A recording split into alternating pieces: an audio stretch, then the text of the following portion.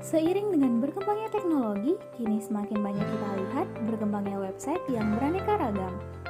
Hal itu karena boomingnya smartphone di sekitar kita.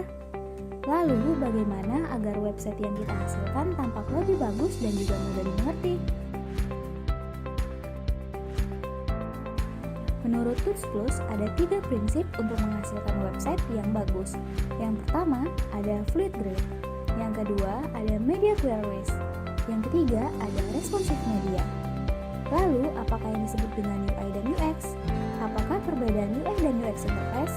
Serta apa hubungan UI dan UX interface?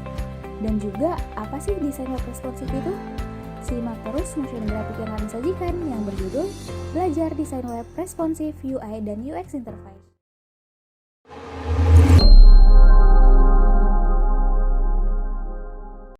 Hampir semua orang menggunakan internet untuk mengakses berbagai informasi yang ada pada website. Dengan adanya perkembangan teknologi, banyak bermunculan perangkat dengan berbagai macam ukuran layar. Selain itu, pengguna ingin sebuah website yang cepat dan tentunya sangat nyaman untuk diakses dengan beberapa perangkat yang berbeda, seperti laptop, komputer, smartphone, tablet, dan lain-lain. Maka dari itu, kita harus memperhatikan kesesuaian desain website pada setiap layar perangkat tersebut. Untuk memenuhi permintaan tersebut, dibuatlah sebuah website yang dikenal dengan istilah desain web responsif. Apa itu desain web responsif? Desain web responsif merupakan suatu keadaan di mana sebuah halaman web memiliki tampilan yang cocok, rapi, dan tetap enak dilihat jika diakses dari perangkat apapun. Baik dari segi font, user interface, gambar, dan tata letaknya.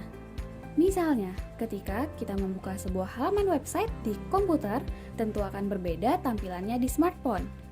Web akan menyesuaikan dengan lebar layar dan resolusi perangkat yang digunakan tanpa kehilangan fungsi-fungsi di dalamnya. Desain web responsif dikembangkan karena boomingnya penggunaan smartphone dan tablet PC dengan berbagai resolusi layar. Dengan menggunakan desain web responsif, kita dapat menghemat pengeluaran untuk mendanai pembuatan website. Hal ini dikarenakan kita tidak perlu membuat website dengan versi yang berbeda. Cukup satu web yang bisa diakses ke semua perangkat yang berbeda-beda. Desain web responsif juga dapat meningkatkan SEO atau Search Engine Optimization. SEO merupakan cara untuk mengoptimalkan situs web agar masuk pada peringkat teratas pada hasil pencarian, khususnya pada organic research. Hal ini dikarenakan kelebihan web responsif yang mampu menyesuaikan tampilan pada perangkat yang berbeda, mulai dari desktop sampai ke mobile. Sebuah web responsif akan memberikan pengalaman baru bagi pengguna karena tampilan website yang dibuka akan sama persis dengan perangkat lainnya. Pada dasarnya, web responsif adalah teknik desain dan coding yang memudahkan navigasi bagi pengguna dengan menggunakan konsep pergeseran dan perubahan ukuran di setiap perangkat. Menurut Tuts Plus, untuk membuat sebuah web yang responsif, kita harus memiliki 3 prinsip. Yang pertama, ada fluid grid. Fluid grid adalah sebuah grid atau garis-garis batas yang menentukan letak suatu komponen dalam desain website. Namun, fluid grid ini dapat berubah-ubah sesuai dengan resolusi dan ukuran layar dari perangkat yang digunakan. Hal ini dikarenakan satuan yang digunakan adalah satuan yang relatif atau relative units, seperti persen atau IM dalam tipografi, di mana persen atau IM akan mengikuti ukuran dari perangkat atau environment yang kita gunakan. Jika kita menggunakan satuan fixed atau fixed units seperti px, maka akan menampilkan sesuai dengan besar suatu perangkat yang diinginkan dan nilainya tetap. Tentunya, setiap perangkat memiliki ukuran satuan px yang berbeda. Misalnya, jika ditampilkan di laptop, ukurannya akan pas, tetapi jika ditampilkan di smartphone, tentunya ukurannya akan tetap mengikuti ukuran di laptop. Kedua, media queries. Media queries membuat desain website yang dibuat lebih sesuai dengan berbagai ukuran layar. Media ini memungkinkan website untuk dapat mengambil data mengenai ukuran layar yang digunakan untuk menampilkan konten. Dan yang terakhir adalah responsive media. Dalam membuat sebuah web yang responsif, perlu juga media yang responsif. Seperti pada poin pertama, kita harus memastikan bahwa media seperti foto atau video dapat ditampilkan dengan baik di berbagai layar. Maka dari itu, disarankan untuk membuat ukuran media yang akan ditampilkan dalam bentuk persentase dan memberikan pengukuran dari media sebesar 100%. Agar media yang ditampilkan dalam website lebih maksimal. Selain itu, media responsif yang dapat kita gunakan adalah kode HTML pada bagian viewport. Dengan menambahkan meta tag viewport ini, desain web secara otomatis akan menyesuaikan ukuran layar dan area pandang yang berbeda. Untuk mengujinya, bisa gunakan browser apa saja, contohnya pada Google Chrome. Pilih alat pengembang, toggle device, dan atur layar device.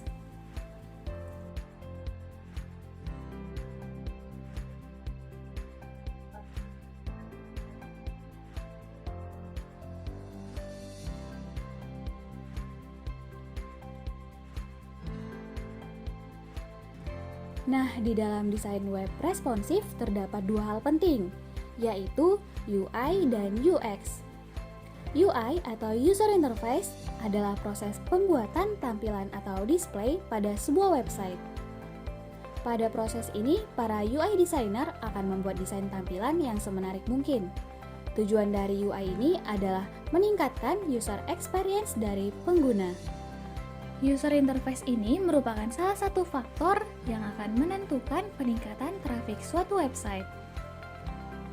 User interface yang baik memiliki 7 karakteristik, yaitu: yang pertama, jelas.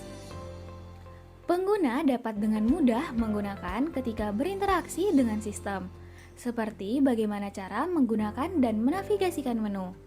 Misalnya, ada sebuah website yang menjual berbagai barang dan jasa, kemudian diletakkan di semua halaman sehingga terisi penuh. Maka itu akan membingungkan pengguna. Maka dari itu, kita bisa mengkelompokkan benda tersebut menurut jenisnya sehingga tampak lebih jelas. Yang kedua, singkat. UI yang jelas akan membuat UX bagus, tetapi harus berhati-hati agar penjelasan yang diberikan tidak terlalu panjang. Sama seperti poin sebelumnya, tujuan mengkelompokkan barang dan jasa sesuai jenisnya akan mempersingkat tampilan sehingga lebih simpel. Yang ketiga, familiar. Artinya desain UI yang dibuat sudah pernah dilihat sebelumnya. Tujuannya adalah ketika kita berpindah pada suatu sistem atau aplikasi yang lain, akan dengan mudah digunakan.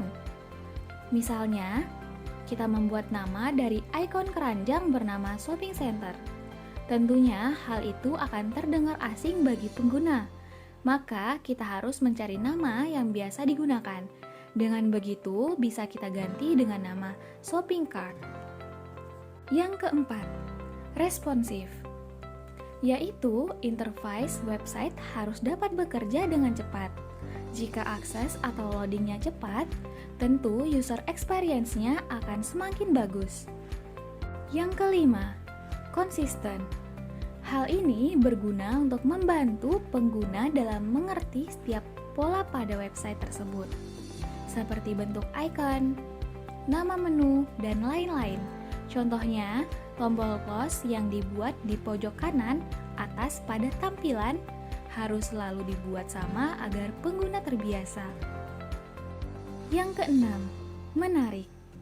Desain UI harus menarik untuk digunakan, namun tetap harus memperhatikan fungsi website tersebut. Yang ketujuh, efisien. Yaitu UI harus memastikan website dan aplikasinya dapat digunakan dengan efisien. Sedangkan UX atau User Experience adalah proses di mana pengguna dapat berinteraksi dengan interface secara baik dan nyaman. Pada tahap ini, UX designer akan merancang bagaimana tombol-tombol yang sudah didesain oleh desainer UI untuk memiliki fungsi.